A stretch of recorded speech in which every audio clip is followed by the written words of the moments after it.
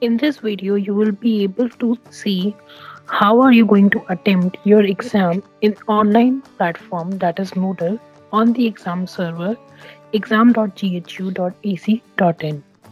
So for the exam server, the login details are: the username is the admission number of yours, and the default password is Moodle@123 with M being capital.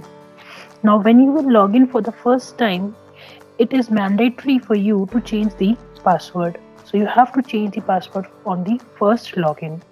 Once you have reset your password, please make sure that you note it down somewhere and you do not forget it, because the complete exams will be held on the same platform with the same password.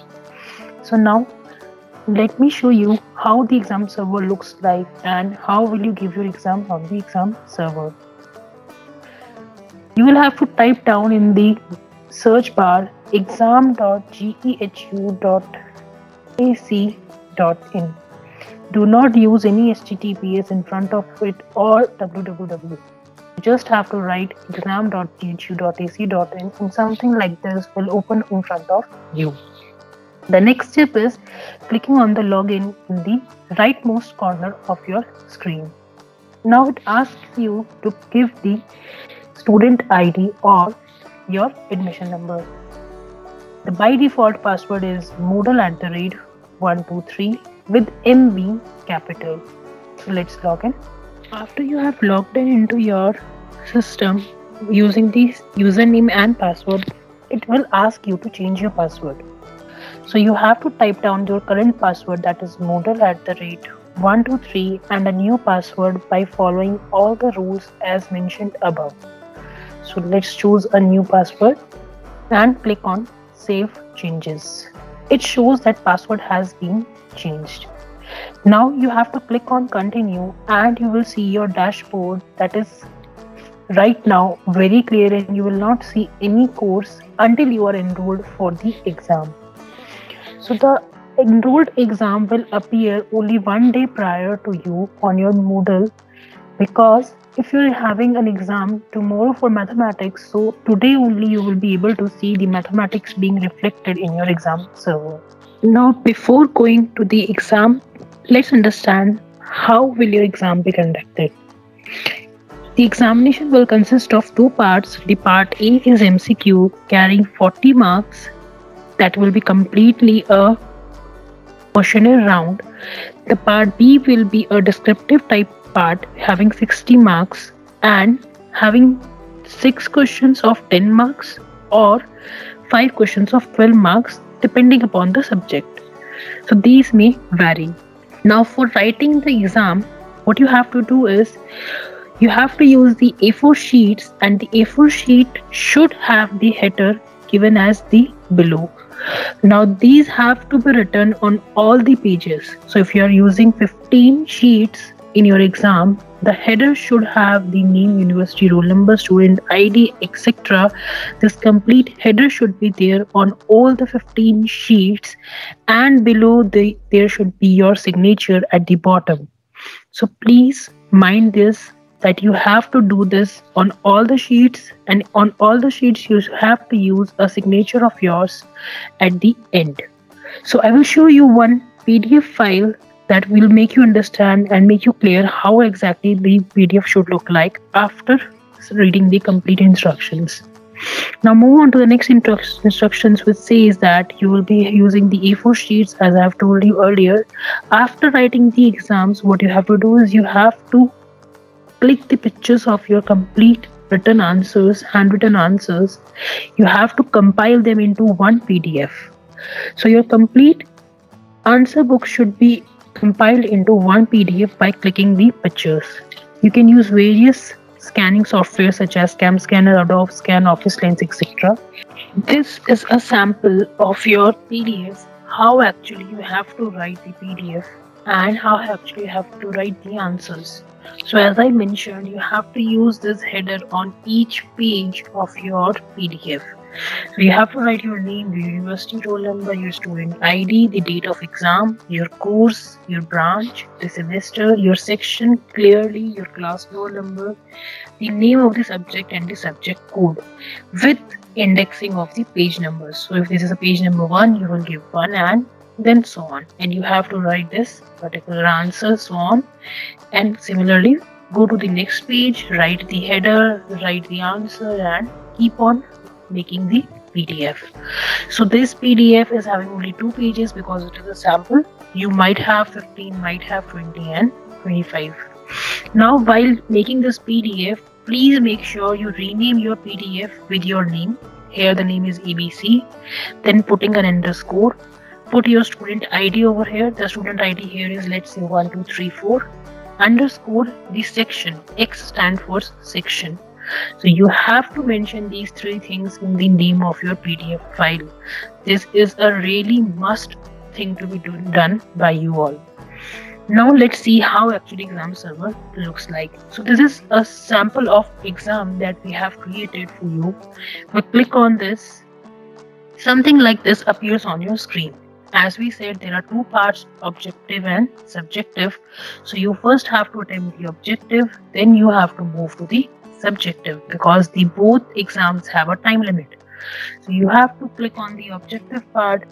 It says you can allow the attempt only once. You have time limit of 5 minutes. That means this quiz is of 5 minutes. Then you have to click on the attempt quiz. It will ask you to start your attempt. You just click on start. It will show you the timer over here, that is 5 minutes is running. You have 4 questions. You can quickly navigate through the questions directly from here. Then you have to mark the answers. For now I am blindly marking the answers just to show you. The attempted one goes gray, as you can see here. Let's mark the answer and move towards the next question. You can directly move to 4th question if you wish, so you can do that also. If you click on finish attempt once, then the complete attempt will end. So be very cautious while clicking on the finish attempt button. First make sure you have attempted all the questions, then only click on finish attempt. So let's click on 3rd back. Let's choose an answer, move on to the next page. And at the last, when I am done with all the questions, I have checked my answers, I am no more interested in changing the answers, I'm sure. I click on the 4th question and I click on the finish attempt. So now what you have to do, it is asking you that you have given, showing you the status that you have answered the questions. Either you can return to the attempt, this is the last option, or you can click on submit all and finish. Once you click on submit all, there is no going back. So you click on submit all. It is saying that you will not be able to change your answers. If you click on submit all, the answers are submitted. So now what you have to do, once you are done with the objective part, the next step is to move towards the subjective part. So click on subjective. Please read these instructions written here very carefully. It says 1 question of 5 marks and it says handwritten answers only. So this is also asking you that attempt allowed is 1. Now let's attempt the question. Let's start the attempt. Here the timer is running. It is 10 minutes. So you have 10 minutes to answer this question. You read the question. The question says you have to write an algorithm and draw the flowchart to find the sum of 2 numbers. I have already shown you the PDF file we have created. Now I will upload that PDF file and show you. This says maximum file size should be 50 MBs and maximum number of files should be 2. You can submit maximum files 2. So let's click on this button, add. We click on upload a file. We choose file. The file is on desktop, so I will choose the file and click on open. We write a name over here. Let's write the name and let's write here the name of student and we click on upload file. This shows that your file is being uploaded, and once you click on finish attempt, this file will be saved to us. So now you click on finish attempt. Same, Either you can return to the attempt. If you want to change the PDF file, by mistakenly you have chosen wrong PDF, you can re-enter your PDF. Or the second option says you have to submit all and finish. So let's click on submit all and finish.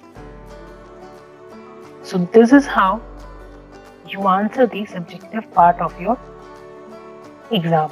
Let's see how does the exam looks at the other end. Let's say there are two students, Rahul and Riya, who had successfully attempted the test and the submission time was 4:30.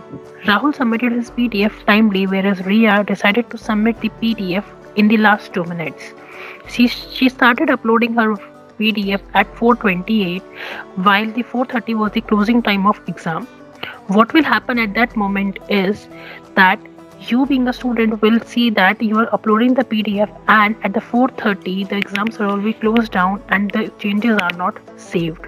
So please do not wait for the end time to complete the submission of your PDF. Please make it a habit to submit your exam at least 15 or 20 minutes before so that you do not face any issues.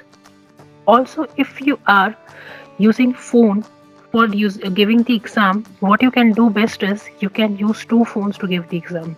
Open one phone in the aeroplane mode with the Wi-Fi hotspot connected so that you do not get any calls on that phone and you can easily give your exam smoothly.